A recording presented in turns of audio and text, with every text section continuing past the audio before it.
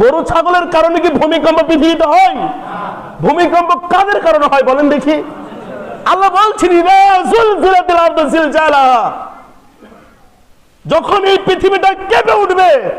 ইযা যুলজিলাতিল আরদু জিলজালাহা, যখন এই পৃথিবীটা কেঁপে উঠবে, এই পৃথিবীটা যখন নিজের কম্পনে কেঁপে উঠবে, আল্লাহ রাব্বুল আলামিন বলছেন ওয়া আখরাজাতিল আরদু আসকালাহা, এই পৃথিবীর যা কিছু জমিনের নিচে রয়েছে সবকিছু উঠিয়ে ফেলবে।